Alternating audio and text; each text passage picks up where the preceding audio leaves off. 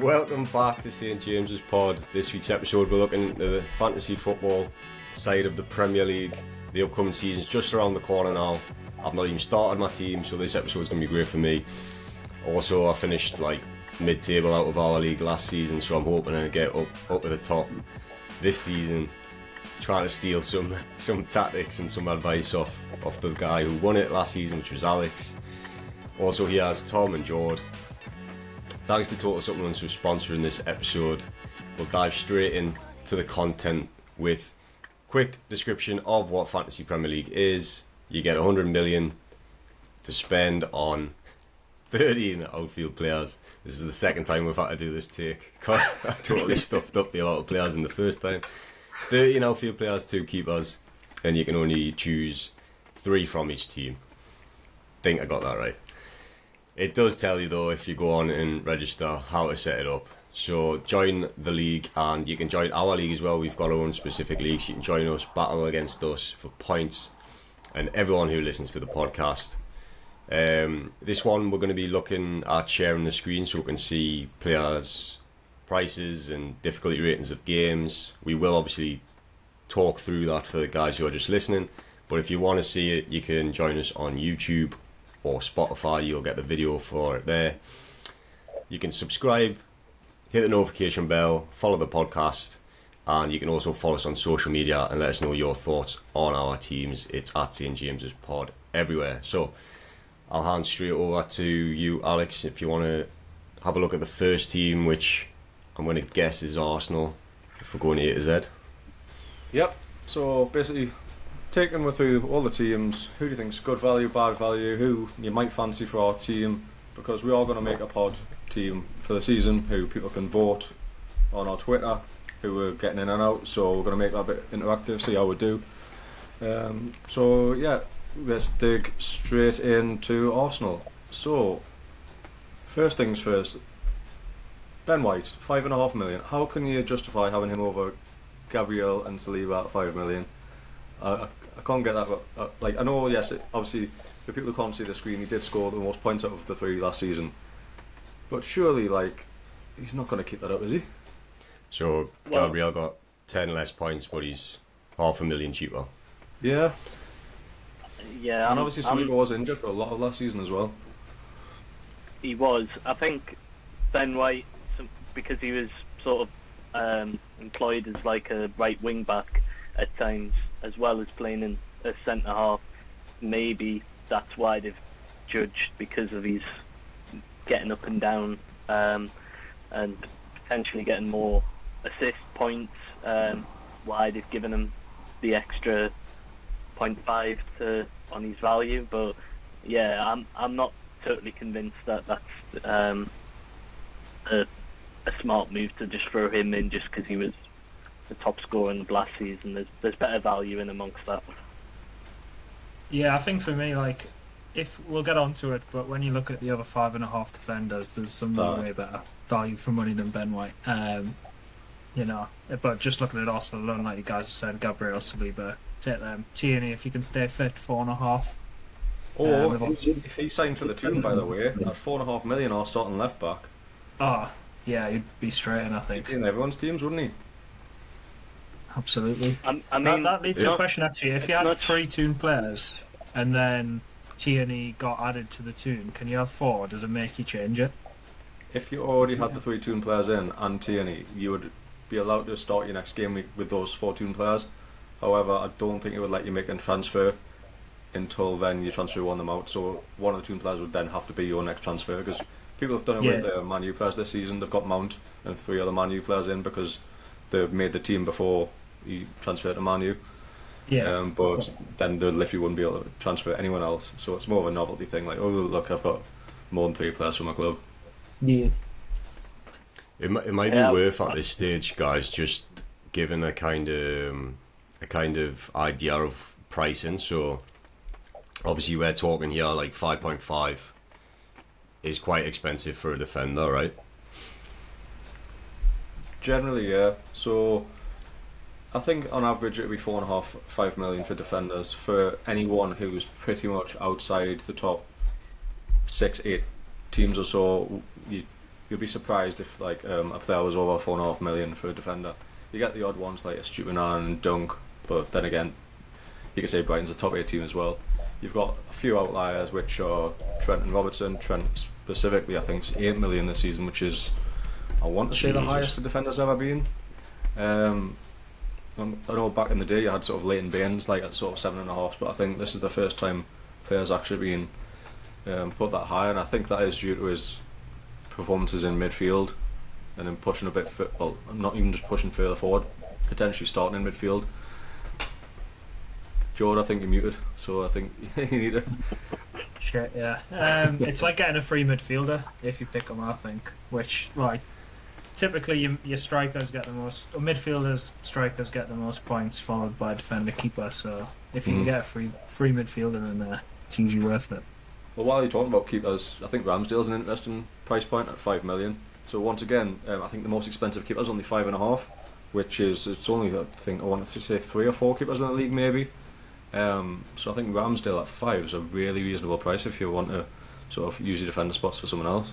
Depends. The linked with Brentford's keeper, isn't it? So what's going to happen there if they bring him in? Tricky. God only knows. But it's a bizarre transfer, that, and I'm sure we'll get onto that in a toon pod later on. But yeah, I don't know why they're going to look to spend 40 million on a keeper when they've already got arguably a very good keeper in Ramsdale. Yeah. I mean, just looking at midfielders now, I think like Odegaard seems good value for money. I know Paige, you were big on him last year. Yeah, he got you a ton of points. Yeah, he just kept on coming on leaps and bounds. Like he's now, I think the key focal point in that midfield, and he'll get pushed further forward a bit more now with Declan Rice joining. So he's going to be more of that number 10 kind of role, I feel. So more assists, more goals, I reckon, for Odegaard this season. So yeah, 6.5's very, very reasonable. 8.5. It would be reasonable if it was 6.5. Hey. Everyone would have it for 6.5. 8.5. My bad. Yeah, no, I think it's still reasonable at 8.5. You're mentioning Rice there. Do you think him coming in to Arsenal means that he'll likely get more points than he did last season? Or because he's like not the main man? Mids, yeah. Defensive mids are like, they don't get rewarded properly in fantasy. Like you've seen over the years with like Tante, he was always like 5.5 because you've unbelievable performances, but you get 1 point for a clean sheet as a midfielder, and he rarely got goals or assists. And I think Rice gets a few more goals and assists, I think, like the likes of Kante back in the day, but 5.5, don't know. He's big name, small price. I'm not putting him in. So out of the Arsenal mids, do you reckon you'll be going with any? Because you've got so many. You've got Odegaard, Saka, Martinelli, Trossard, Rice, Havertz potentially, and where are they all going to fit in? Because yeah, I used to like throwing Trossard in, but since he's joined Arsenal, Martinelli's not bad. When he came in, he actually got a decent amount of points. I'm sure he got like 3 assists in one game or something like that. And when he came in for Martinelli, I do think he actually picked up a decent amount of points, but you're not going to be paying 7 mil for a player who's not guaranteed minutes, especially at the start of the season when there's no other competitions going on. I think it's a bit much. Same with Havertz. Like I think 7.5 million could be a decent price. He could be on penalties maybe if he's on the pitch, but again, it's a wait and see for anyone other than, I would say, probably Odegaard and Saka for me. If you look at Martinelli there, though, he got 4 less points than Saka last season, and he's $500,000 cheaper. So I'll be tempted to get him in. I think a lot of people will, because he will be starting on the left, I'd imagine. So, and he started last season like a steam train as well. So I definitely wouldn't rule him out.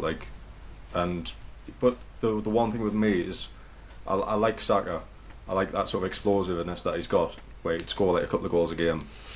But the second Arsenal player that I would want in attacking wise is Gabriel Jesus, because he's also 8 million, the same price point as Martinelli. But I think he's that price point in an attacker where you've got Haaland at 14 million, the most expensive in the game, and then after that you've got Kane, which you don't know what's going on, and then there's a big drop off until like the sort of 7.5 million pound strikers, and I think having Jesus in your team, although he might be injured, I've heard like he didn't play the other day because he had a knock. I think he's very interesting at $1 million for me, and that's the last I think Arsenal player I would consider out of any of them. I don't know about yous. Yeah, I had him in well, last Martinelli. season. Like, I'm a fan of Martinelli. I was going to say, looping back round to the defenders point, I think if you scrolled onto the second page, it hasn't included Yuri and Timber in the Timber! on the, There he on is. the second page. And I think at 5 million, Timber, because I think he might even get the nod over Ben White at playing in that right wing backy sort of position, or right centre half position. That I think at 5 million again, he's another interesting person to come straight into that Arsenal team potentially. Depends on how Arteta wants to tinker with that defence, because it obviously was quite solid at times last season. But they signed him for 40 odd million. I don't expect him to not feature in most games. So yeah, I think 5 million could be a good point for Timber. Fair enough. One last point before I move on to the next team is that Florian Balogun, he's 4.5 million, is the cheapest attacker can be, so generally those kind of players would just fill your bench and probably not even play most of the time. He's been rumoured to have a loan to another Premier League club, and that would make him very interesting. I think he scored a few goals, I want to say for yeah, it's one of the League On teams. So that could be a very interesting move if he was to, like, potentially a game breaker, like if he used to move to a sort of Luton or something like that and start. Yeah, I think that's a very interesting one. So yeah, a lot of talking points for Brighton. just before Brighton, we for Arsenal. Just Go on, before Sam. we move on to the next team, should we just give a real quick run through of like the points? Because obviously you mentioned there when we talk about Declan Rice, like midfielder gets 1 point for a clean sheet, etc.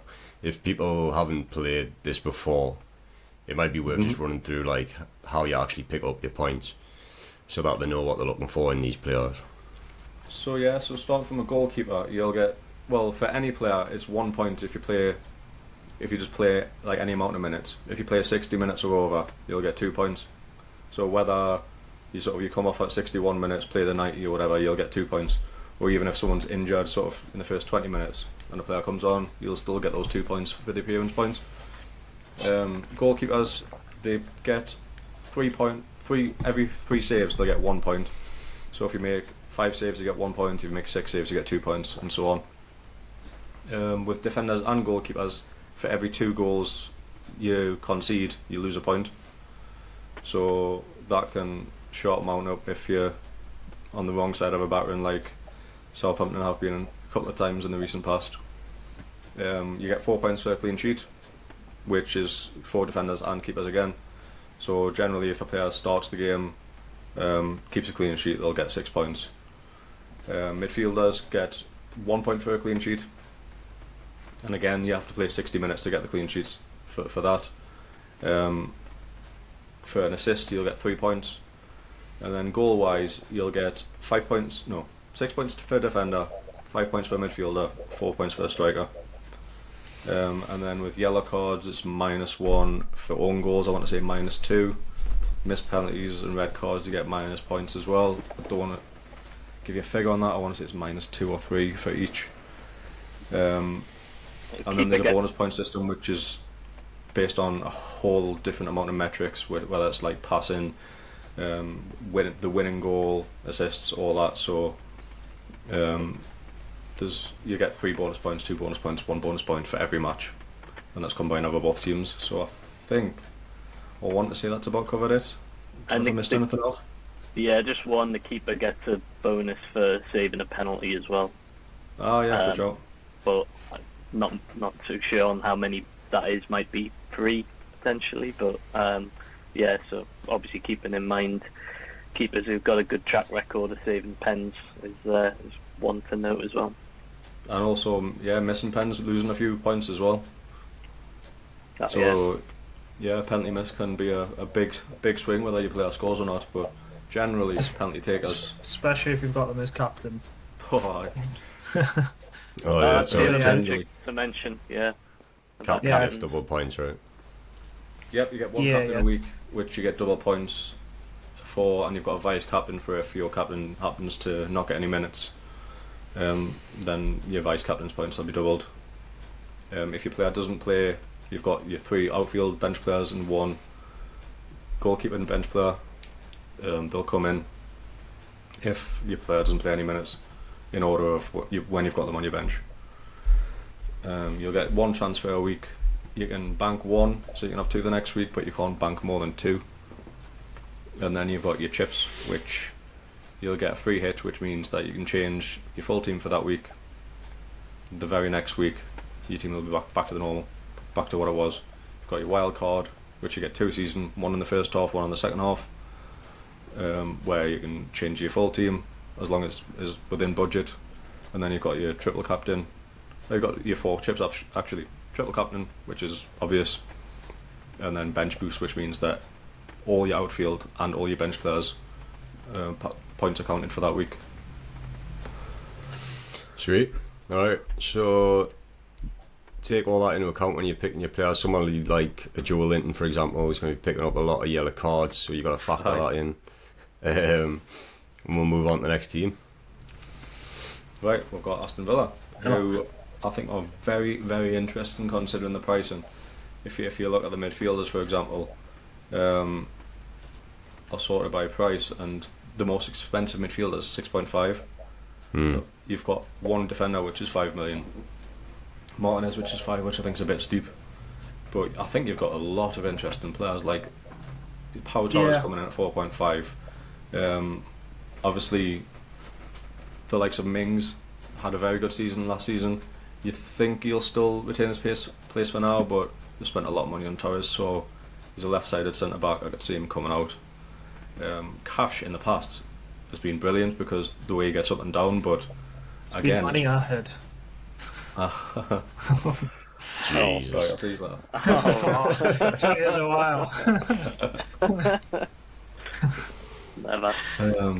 But yeah, I think there's some very interesting price points. Even the midfielders, you've got a sort of fans' favourite last season, Leon Bailey, who came about in flashes but was very cheap, so was in a lot of people's teams. And then you've got the new signing who Newcastle were obviously after, Diaby, who's, I think he scored a couple in pre-season as well, and 6.5.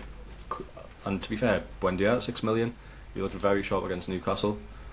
I think there's some really interesting players in Villa's team. I think what it highlighted for me is it's kind of what I think about Villa's squad is like there's no real standouts, but they've just got an unreal squad. Yeah. I think Ollie Watkins, like he's like, what is he, 8 or 7.5? 8 million, yeah, that's 8. very So decent. he's probably like the biggest standout, and as you were saying before, you've got like Haaland, Kane, and then Watkins is in that next group. But the rest of them, yeah, like 6.5 for your most expensive midfielder, 5 for your most expensive defender. Like you've got loads to pick from there. Even that Yeah, I think- relatively young player, Jalen Ramsey at 6 million, like, I know he has started to get more minutes, but like even for him to be classed as a 6 million rated midfielder, I think is just testament to how strong that position they have in that squad. Like, yeah, I couldn't pick between them midfielders who's going to be the starting 4 or 5 in that team. It's just, it is a very strong part of the squad. What did you say his first name was there? Was that the Miami Dolphins coming out? Is that Jalen Ramsey, or did you mean Jacob Ramsey, that Aston Villa player? I just the mic went a bit funny. Yeah, Jacob Ramsey. Yeah. I was wondering if it was just me that was hearing it. Like, No, Nah, I heard Jalen Ramsey's out till December, but by the looks of it, Jacob Ramsey's actually injured as well. So. We get Not enough good shit off idea to be a Ramsey. Villa fans on this podcast as well, getting the player names wrong. I was gonna say that I think that's the problem with looking at Villa for me is, apart from Watkins, you don't really know who's going to start at this stage. I mean, maybe like the likes of McGinn, you'd think he's probably nailed on to start, but whether he's going to get you the points. Yeah, like Tielemans, 86 points last year. Like in Leicester, it's not great, but like in a better team, you'd expect him to do a lot better than that. Yeah, so generally I think they're a decent price. Another player, Cameron Archer, he's done really well for Borough last season, so if Watkins was to get injured, it'd be interesting to see what Villa's plans are with that number 9, whether like you might have sort of Wendyar coming in as a false 9 or whether they'll give Archer a chance. But yeah, generally I think they are all quite reasonably priced, and there'll be points in the season where I think you can see yourself having a couple of Villa players in there.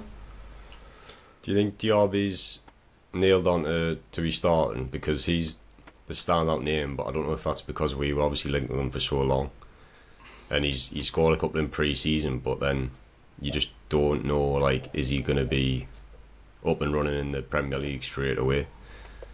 So would you risk the 6.5 on someone like him? I think it's probably a wait and see. It's another one of those where he will come into the team. If it was Eddie Howe, you know that he probably wouldn't be starting first game of the season, because he does like to embed his players. I'm not as sort of well versed in knowing what Emery's like with that. I don't know whether he'll just put him straight in or whether he will make him earn his place in the team, but as he said, he's had a decent pre-season, so I wouldn't be surprised to see him at St James's Park in 10 days' time. Yeah, I'm just looking at the other 6.5 millions. You've got like Almiron and Barnes from us. You've got Bernardo Silva. You've got Eze, Mudryk, Mitoma. So there's some good 6.5s, but I mean, if he's as good as he's kind of looked at Leverkusen, I think he could outscore quite a few of them. No, yeah. Yep, I think you're right. Right, we'll just flip on to the next team, which is Bournemouth. I don't know how popular Bournemouth and these are cheap for a reason. It's because the defenders concede a lot of goals, and the probably only one or two attacking players that you would probably opt for. The obvious one, Dom Solanke, 6.5. I think he's a decent price point. I don't think he could be any more, but if you put him any cheaper, I think you'd be in a lot more teams, because he 130 points last season, pretty solid. But apart from that, it's, I think, slim pickings. Yeah, I think Cliver, like, is that just the name? He hasn't really done much since $5 million is very decent. If he starts, I think $5 million is a very good price. I've either got him in my team or I've had him in one of my recent sort of drafts as a sort of a little bit of a punt, because I think the 4.5 options are quite thin on the ground as well. So I have got him in, I think, currently, but I'm not really expecting him to pull up any trees come from the start of the season anyways. Bit of a gamble. Have all you guys already picked your like personal teams then? No, not yet. I've hired a draft up, yeah, but I'll probably end up doing some tinkering before the season actually starts, because Dawson's probably got like 5, just deciding which one to go with. I started with Kane and then I've took him out, and that's about it. Yeah. Because Kane was so good for us last season, basically. This is the first I've been looking at it, like looking at the prices and stuff. So this is good for me. Is there any standouts so far? I've been writing down some players for my bench, so little bargains. I wrote down Balogun and Archer, just because a 15th man just spot. that Dawson said. Yeah, just try to pick up whoever I'm getting the vibes Dawson might be putting on his bench. I'm trying to. I've put a few curveballs and just touting some crap players, so everyone does worse than us. No, this is the risk we take, I guess. So yeah, I think like for Bournemouth, like I don't think people are going to start with any more than one of the players, and I'd say if you were to start with a defender, you're a bit braver or more stupid than me. So at your risk, be it. Neto down is a potential for me bench, like, because 4.5, it's not like the cheapest for a keeper. Yeah, 4 million's the cheapest, but I think you'll probably find a couple of names further on that will tickle your fancy a bit more. going forward. So So I just can't see Bournemouth keeping a lot of clean sheets. yeah, So it's a swerve from me, as George said. Brentford now, so they had a very, very good season last season, and I think they've been priced pretty fairly. Obviously, we've got Tony, who's banned thanks to his betting exploits, so he's not going to be playing until after Christmas, I don't think. So he's 8 million, which is again a solid enough price. All those players for teams like sort of best of the rest outside of the big four, big six, whatever you want to call them, they seem to be priced in that kind of range. Obviously Watkins, Tony, etc. I think Tony would be in for me if he wasn't suspended like for that price. Mhm. But gotta tell if he's listening, when the fun stops, stop. Oh.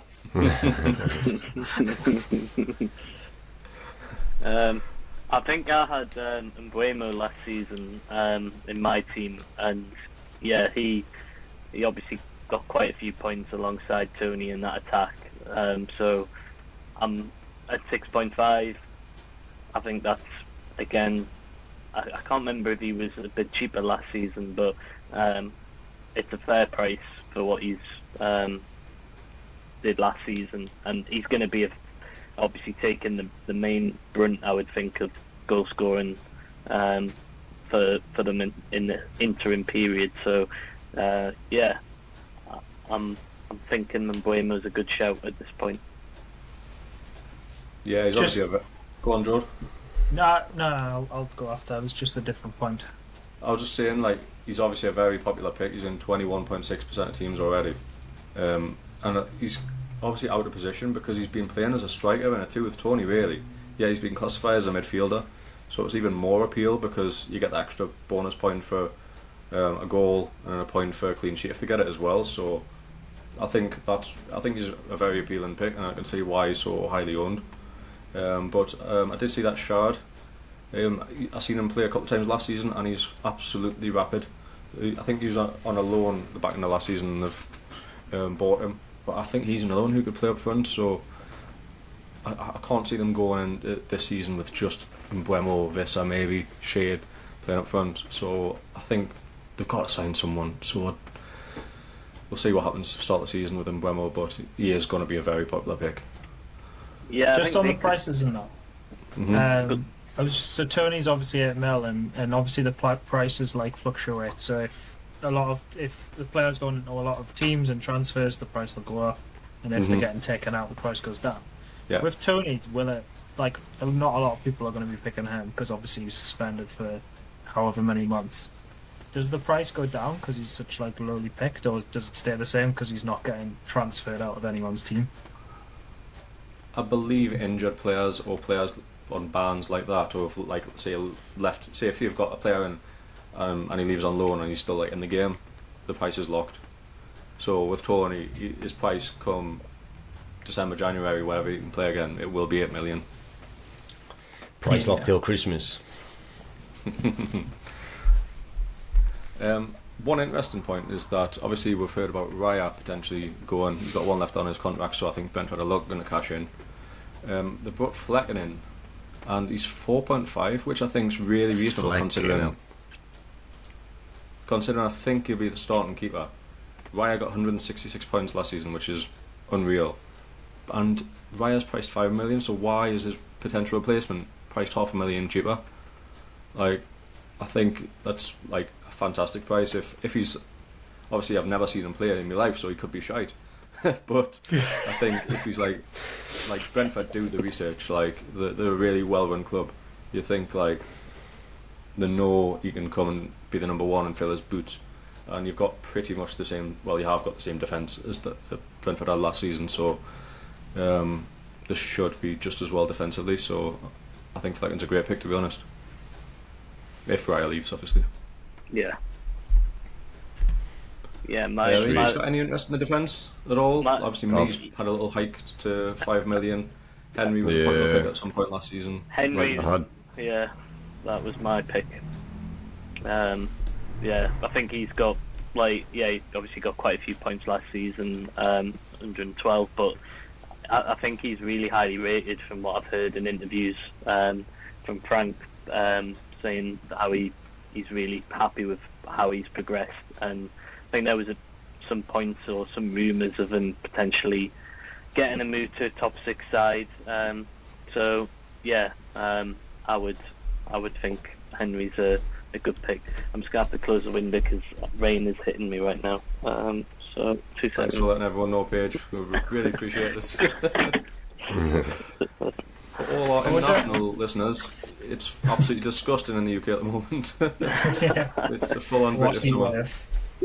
What about Collins? Because he's a big money buy, isn't he? Yeah. 49 points last season, but he only started half the games. Wolves weren't exactly great defensively. Mm-hmm. Brentford, in theory, should be a lot more solid. 4.5 might be worth a punt.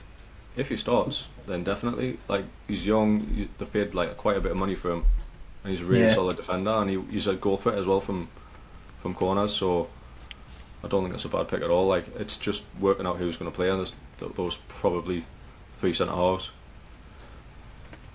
going into next season. Yeah. Right, so next team, moving on to our Brighton, which I think there's so many talking points, so might as well go from back to front. Keeper wise, you've got Verbruggen being brought in. Sanchez looks like he's on his way out. Steele had a very good second half to last season. And then you've got the defence, who I think there's some interesting players at every single price point in the defence. Lamptey, I know it's a big if, but if he were to stay fit and start at right back at 4 million, that's a steal. Van Heck, I don't know how he's been priced at 4 million, because I've seen him play in a few friendlies already.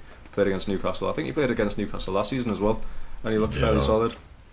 In that summer series though, he picked up like 2 yellows, which resulted in a red and another yellow. So he could be one of them that you want to avoid in terms of cards and that. I'm sure against us last season as well, against Newcastle, he was a bit lively as well. Like, he looked like he could have been in the ref's book if he didn't get one. And then, obviously you've got a Stupid and Dunk who are 5 million, which I think it's a bit steep for Dunk.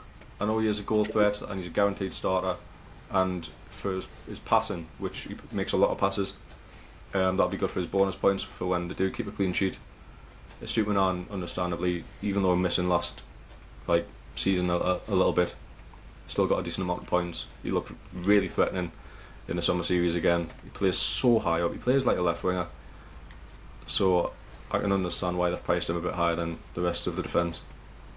Yeah, big fan of Estepin, and he's like you say, he's going to be in with the goals more so than he was last season, I think. He didn't score last season, did he? No, he did eventually.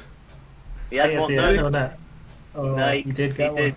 He did get one towards the end, but he had one which he should have VAR ruled out, which it shouldn't have been. But he's going to get more goals, I'm sure, this season, just with, like you say, how high he plays. And they've got. And I do rate your point on Lamptey. Like, and it is a big if, because I thought Lamptey would have been starting more games last season. He just wasn't favoured. Veltman, I think, was the chosen player in that right wing back. It was like Caicedo points as well. Yeah, I don't know that's kind of why Lamptey's fallen out of favour as much, but at 4 million, it could be a steal if he does sort of push himself ahead of Veltman into starting in that position. But it would just give the balance, I feel like, because they've got then 2 players who are going to be a lot similar in the way that they go up and down the pitch, whereas Veltman maybe less so. Yeah, definitely. And now we're moving on to a lot more interesting points, because again, there's so many at such reasonable prices of the midfielders and the strikers, to be honest. We're missing off João Pedro off the bottom there, who I'm interested in. I know he's been having a decent pre-season. He's been chipping in with goals and assists. It's just at 5.5 million. If he's going to start, I think that's a great price as a striker. Evan Ferguson and Welbeck, 6 million each as a striker. If you can get that one right, then I think they're playing Luton first game. Actually, yeah, it says on the screen they're home to Luton first game. Luton are not going to be ready for them. Like, it's going to be the first game in the Premier League, and they're going to be facing Brighton, who are going to be intense, like high pressure. It could be one of those Brighton games where they've got 8 XG and finish 0-0, or they could just absolutely batter them. So I think Brighton picks especially will be quite popular going into the season, and the midfielders. I'm just going to read through a few of them. Gross 6.5, March 6.5, Mitoma 6.5, and Cisco 5.5. Buonanotte 5.5. Like, where do you start? Has anyone got a favourite? Mitoma, I think 6.5. I mean, what's his? I'm sure he's picked by quite a high percentage of teams, because that seems a million cheap for me. 37.4. That's there you go. the third highest owned player in the game. Yeah, And I by the way, thought it would be like 7.5. Oh no, third highest player at his position. Sorry, Estupiñán's the highest of his position. Estupiñán's in more than half of people's teams, which is absolutely mad. You don't usually see that, like, unless it's like one of the top players. So that's pretty wild stat. Credit to. But yeah, you've got Mitoma at 37.4%, Solly March at 3%, and Gross at 4.7%. Despite That's mental. Both of them scoring more points than Mitoma last season. See, I started with Gross last season and then dropped them out, and it looks like I probably shouldn't have based on his tally there. But do you think Sayo is going to be playing 5 million? Like, starting? Yes, but maybe not for Brighton. Do you think it's worth buying him, getting him in your team now? I don't know. I think he's like we've mentioned with defensive midfielders. They don't get as highly, or they don't get the points they deserve in certain ways. And I don't think Caicedo chipped in with an awful lot of goals. Did he last season? How many's that? If you look at there, 1 goal, 1 assist. So the vast majority of the 79 points he scored from last season would have been from appearance points. He got 34 starts and probably played most minutes in that's 68 points out of that 79 from appearance points potentially, and 10 yellow cards as well, by the way. Yeah, he's feisty.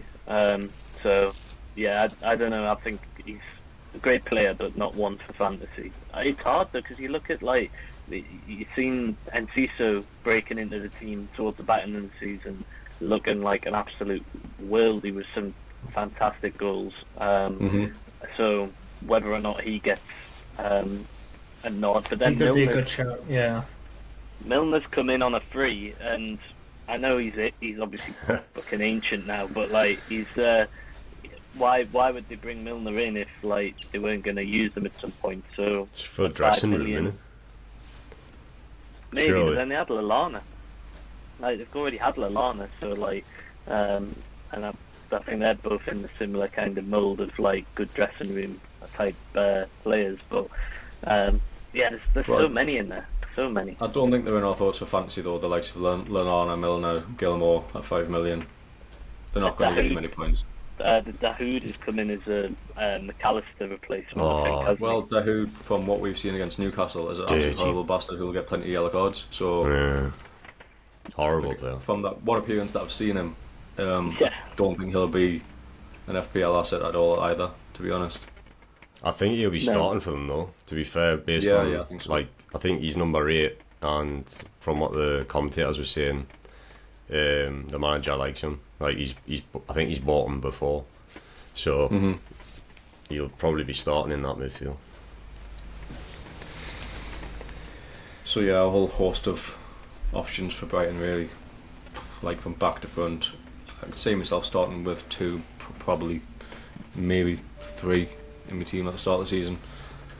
But yeah, priced really well, and if you can, as I said at the start, if you can nail those starting positions, whether it's a striker or midfielder, like you're laughing already, because I think they'll share their goals around, they'll share their points around, and yeah, as long as they're on the pitch, you should be all right.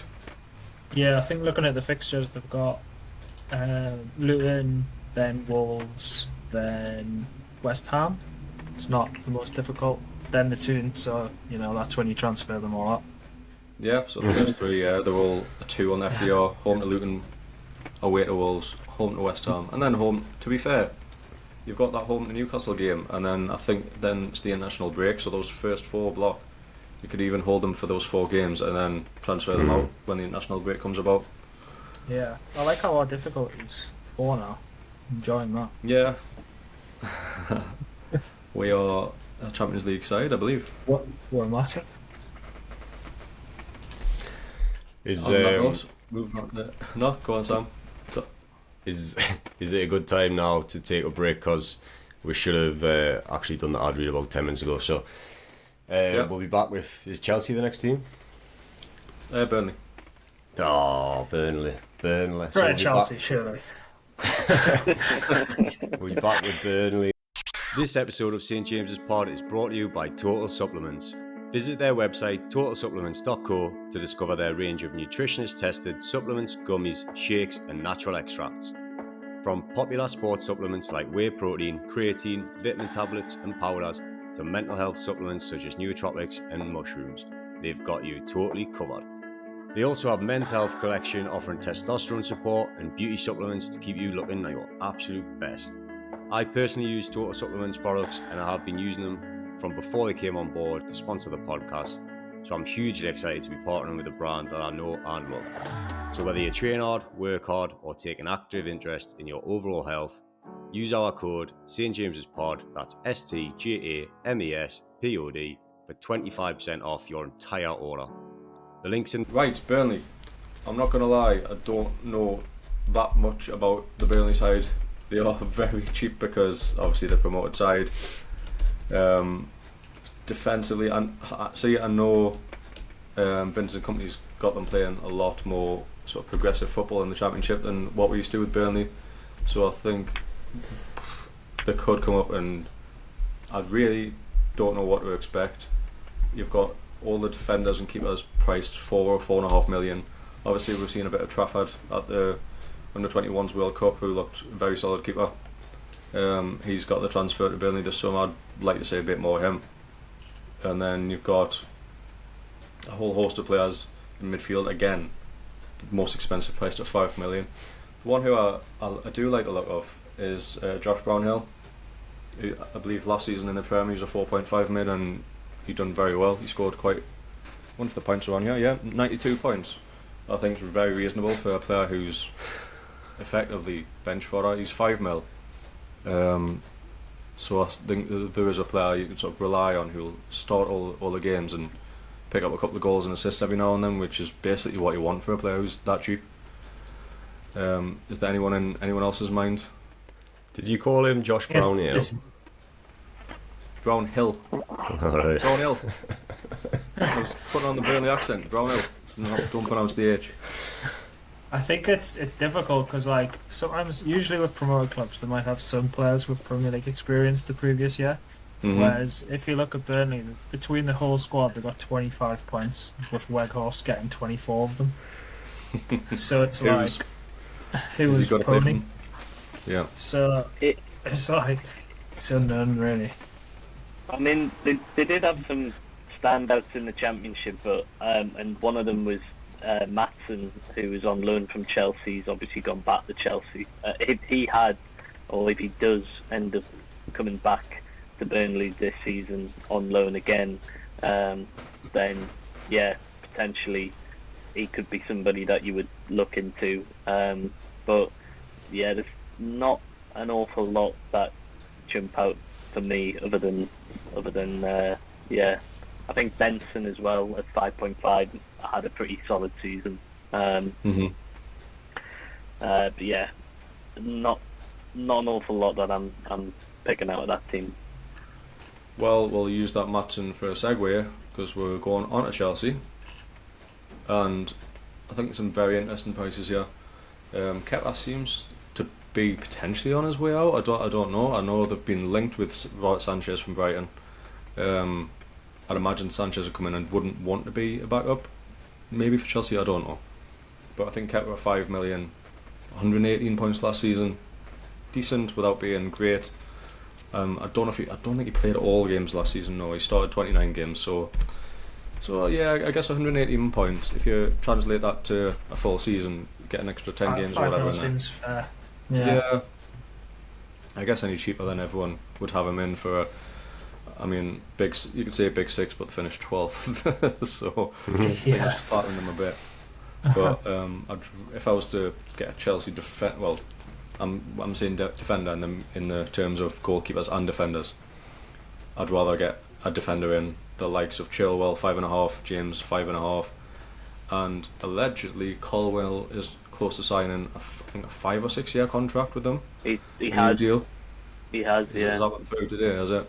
So, well, 4.5 million. They're not. I could see that being a great price come further on in the season. If it can get nailed down, obviously they like to play. Well, would like to see what they do with Pochettino, I guess, because recently they've been playing with wing backs. I don't know if he'll go 4-4-2 or mix it up a bit. But yeah, there's plenty of interesting options in defence, and I think I'll be starting with probably at least one of them. I think Chilwell. I think James or Chilwell for me. Outside of that, probably get better value elsewhere, in my opinion. Mm-hmm. Yeah, I'm looking at Lewis Hall at 4.5. Do you think he's actually got any chance of getting regular minutes for Chelsea? I wouldn't Not while think so. Chilwell's fit. So yeah, difficult. So you probably will get regular minutes in that case. Yeah. Then it's whether or not they maybe put Colwell as a left back and bring someone. Cucurella. Or Cucurella's still there, obviously. Or I know Badia Shield is a left-sided player, but more of a centre half. But yeah, I don't know. I would probably choose one of the other 4.5 defenders ahead of Hall. I think Badia Shield is not a bad shout. I think he is highly rated by Chelsea fans that since he's come in. But they have also been heavily linked with another Toon linked player, Disasi, and that deal looks like it's going to be confirmed in the next few days. So that also throws up the whole defensive options again, because he'll be coming in as competition for the right-sided centre-half position, which Thiago Silva and Trevor Chalobah probably have been battling that out for that position at the minute, but Disasi coming in, again, that could be somebody that comes straight in and starts on that side. So yeah, there's definitely good options at decent prices there for Chelsea. I think that Disasi move is a knee-jerk. Get it knee-jerk, because Fofana's done his ACL in. Yeah, a knee-jerk reaction to that injury. I don't think they actually were planning to get him in, but the fact that Fofana's out for probably most of the season again, that's why he's been brought in. While we're talking about injuries and obviously potentially Lewis Hall playing left back, Gusto I think is very interesting. Reece James will get injured. They've brought him in from Lyon and he's 4 million. 4 million for a player who he actually looks a bit like Reece James. And I think he will fill in for Reece James if and when he gets injured. So I think 4 million is really interesting just to keep an eye on. He's been playing a bit in pre-season as well, so that's one to maybe think about for the future if James goes down. You know, a lot of like Chelsea players, it's like I probably won't start any of them outside of James and Chilwell, as I mentioned. You like midfield or strikers potentially as well, and then kind of see maybe like after a few weeks how they're doing. Like, and Nkunku I think could be really good. He looked amazing in the Champions League last year, I thought. So if he like starts firing, I'd definitely draft him in for 7.5. But like, looking at the midfield, like struggling a bit there. You reckon? I think there's some interesting players there. Well, for the price point especially. Like, if you think of Chelsea as a big six club, like forget what happened last season. Sterling 7 million. We know he can bag if he gets in form. We know, like we've seen him at his peak in Man City. He can bag 15 like goals a season. You've got Madueke, who looked very interesting in the under-21s World Cup again, 5.5 million. Mudryk 6.5. He's looked a lot better in pre-season. I know that didn't translate to goals and assists last season, but if even like Maatsen, I think they're going to keep, because he's been playing left wing for them, if one of these can start banging, I think they can be interesting, but it's just picking the right one, which I think that's the hard part. Yeah, that's why I'm happy to like sit in the background for a few weeks on Chelsea players. Yeah. I think It's a gamble. It's a tough first game as well against Liverpool. I know it's at home for them, but like, yeah, for a lot of for what is essentially going to be quite a new squad in a lot of ways. Even the ones that signed in January are still, embedding themselves. So, new manager, it's coming up against a really tough Liverpool side. It's going to be a hard one to see if any of these shine from the off. The one player, like you say, in Nkunku, but I thought Jackson had a very good game against us in the pre-season, and he's looked lively in others. And I think they could have landed a steal for him at the money they spent, about 40 million or something. I think he could be a real star for them. But obviously early days. Yeah. Yeah. So, as you say, Nicholas Jackson 7 million and Nkunku 7.5. Again, both interesting options going forward, I think, but potentially, as George said, a wait and see for now. So the next team we're going to look at are Palace. So Johnson, I think he's going to be a popular pick. He's only in 1.3% of teams, but he done really well last season, I thought, when he came in.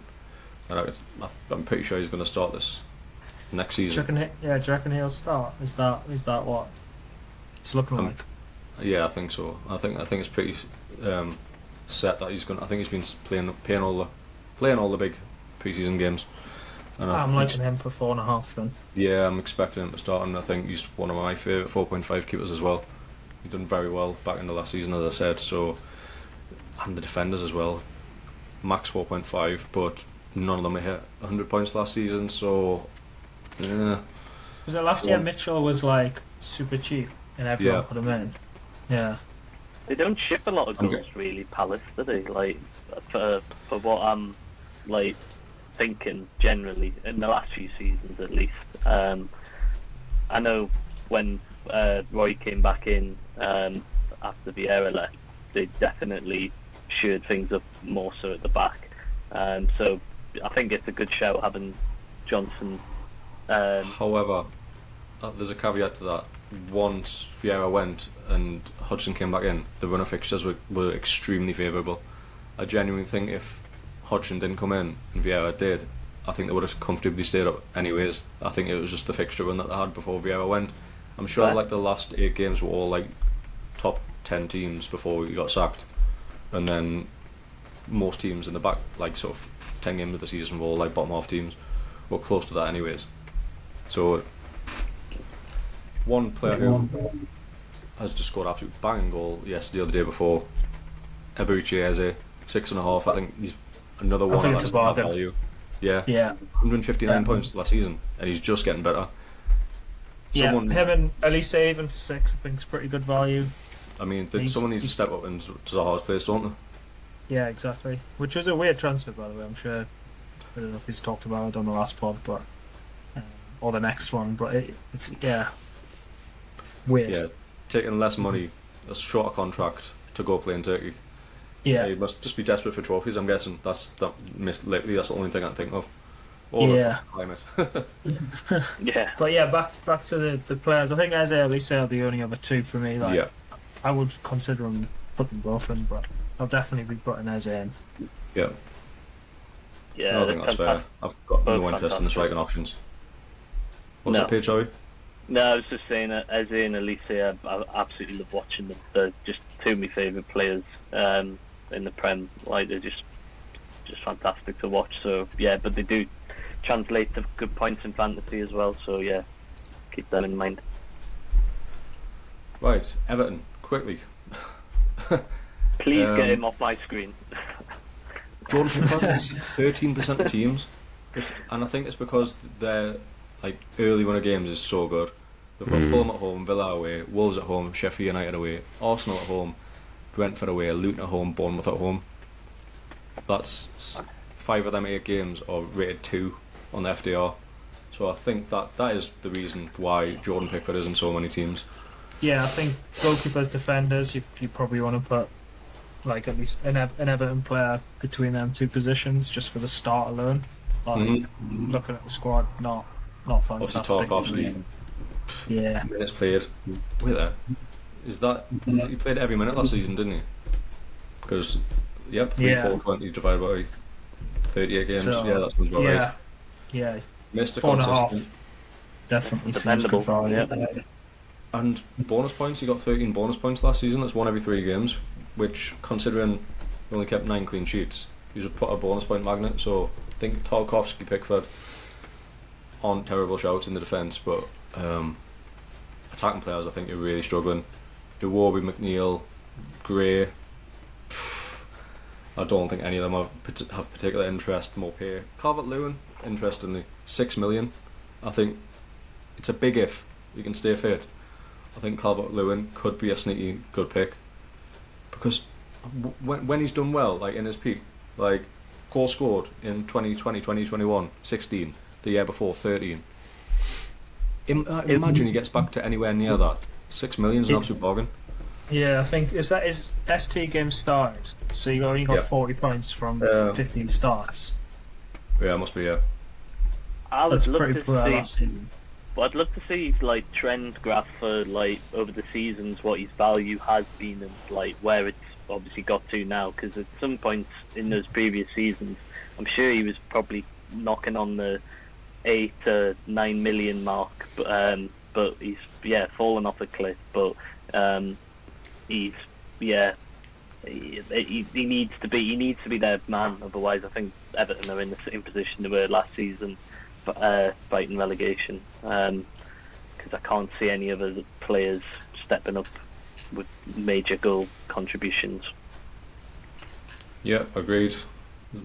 He's probably one you'd chuck in at the start though if he's fit, because the running's so like easy-ish. Again, yeah, fixtures over anything else really. I don't think he's a bad pick to start off with, and he's cheap enough that if he doesn't like start banging early on, it's not going to hurt you that much. He's not taking up that much of your budget, so it's not a bad pick at all. Moving on to Fulham, who I think have also got a decent start of the season. Well, again, we'll get on to it in a bit. The full FDR. They've got Brentford, Everton first 2, Arsenal, Man City away. Obviously, shocking fixtures 3 and 4. But then after that, a decent run of games. Luton home, Palace away, Chelsea home, Sheffield United home. I'm liking Pereira for 5.5 potentially. I think he's up a bit from last year. Well, he might be on penalties if Mitro keeps throwing his prams out the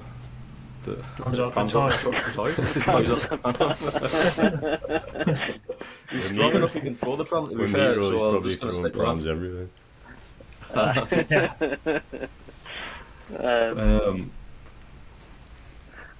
But yeah, obviously even with his ban, he still got over 100 points last season, 7.5. If like this drama wasn't going on, I think he would be a consideration, and he'd be a lot highly owned. He's 3% owned, and it's his own fault. He's looking like he's burning bridges with the club, so I just don't see how there's a way back for him. As you said, Andreas, 5.5 mil, I think still really reasonable. He was 4.5 last season, so he was in everyone's teams as like the 5th man, and 123 points again is outrageous for that price point.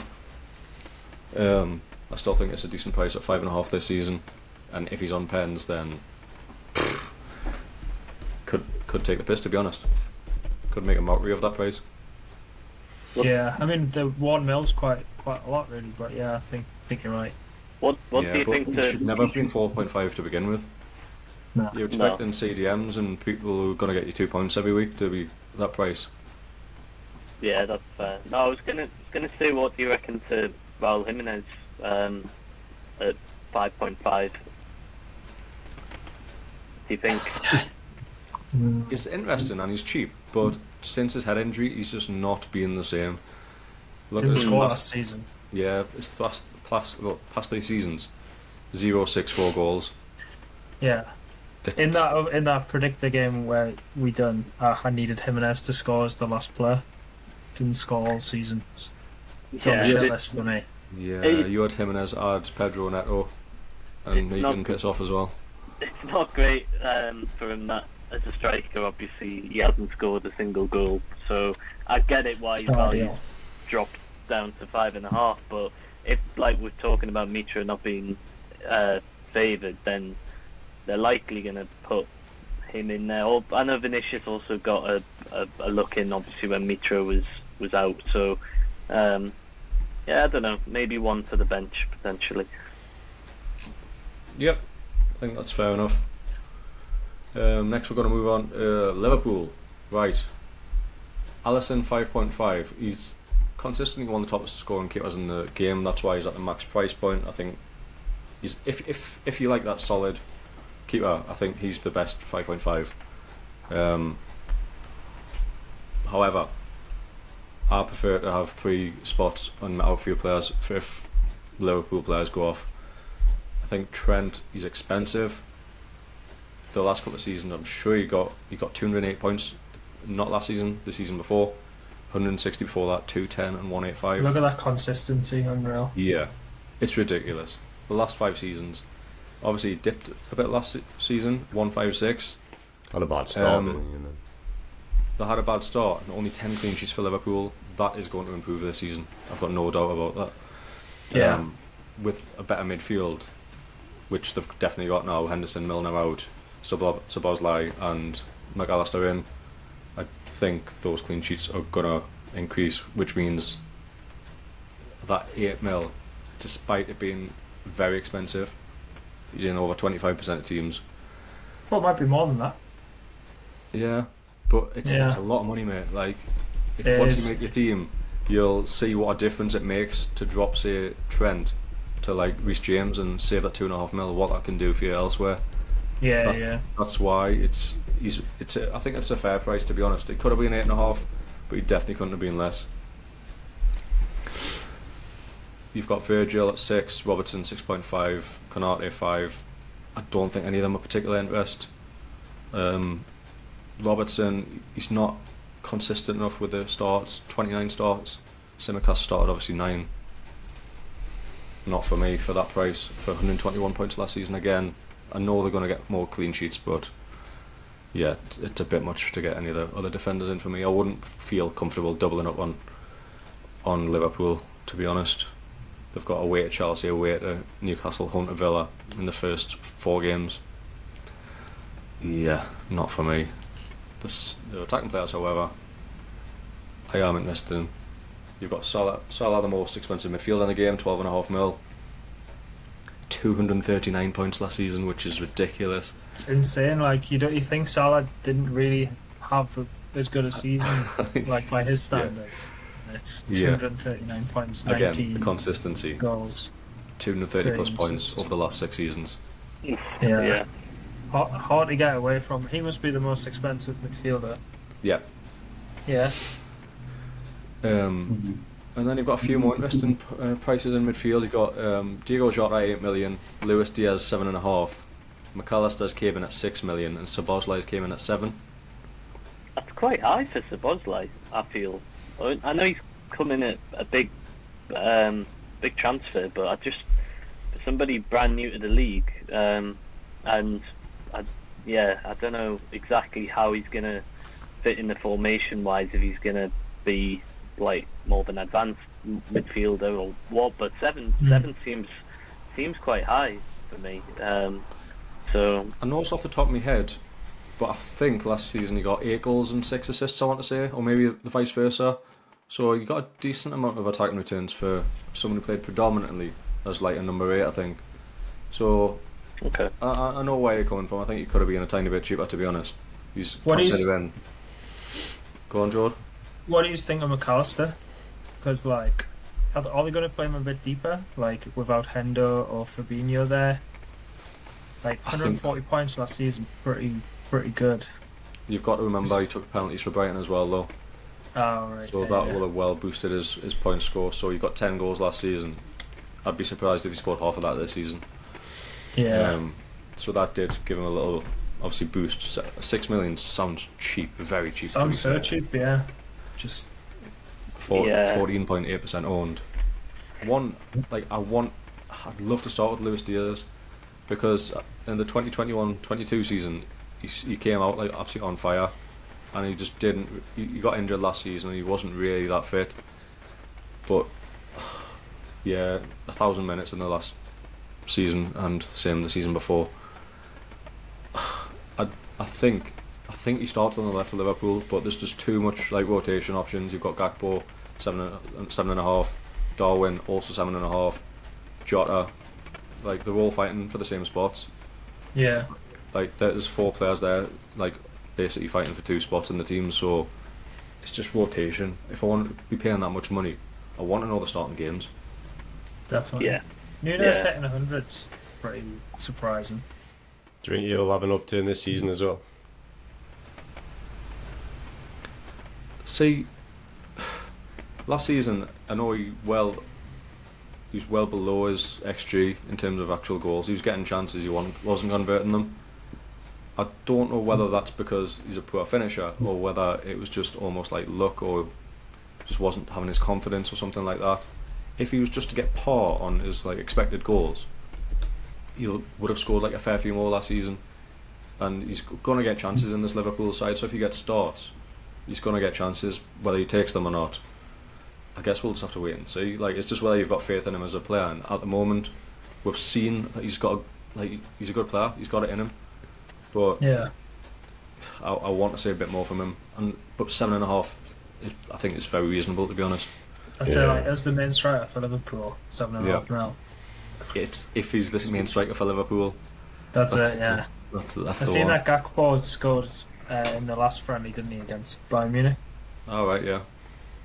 So I think he's scored a few in pre-season as well. So it'd be interesting to see him start. Yep. So moving on from Liverpool to Luton, right?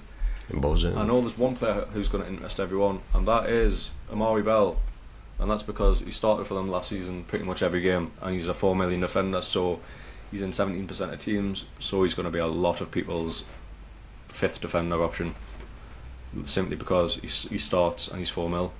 Like that's usually enough for any 4 mil player. I think the likes of like, I want to say John Lundstrom, even like Wan Bissaka back in the day for Palace. Like these came in at 4 million, and when they started, that was enough. Pretty tight how they didn't give him a photo. It's in the big leagues now. Oh, they've got them for.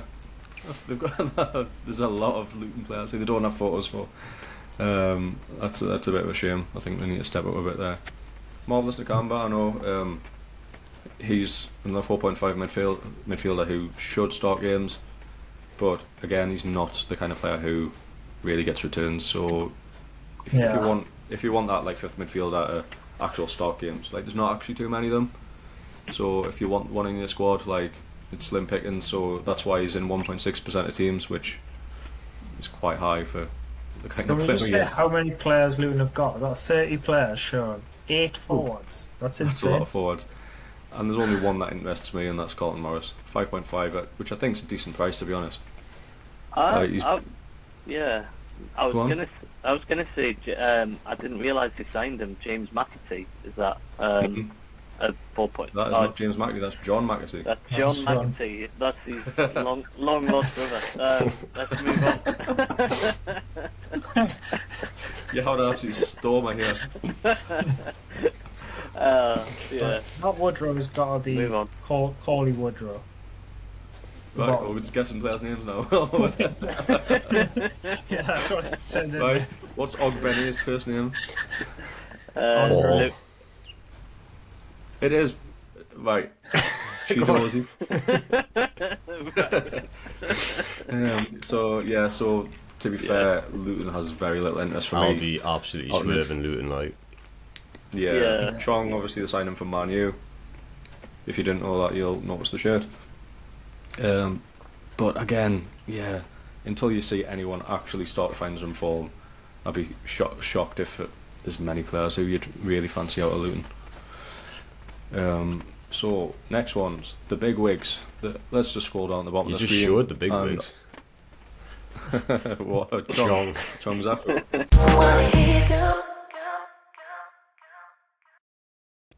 That was part 1 of our Fantasy Premier League show. Join us in part 2 for the rest of the teams, including Newcastle United.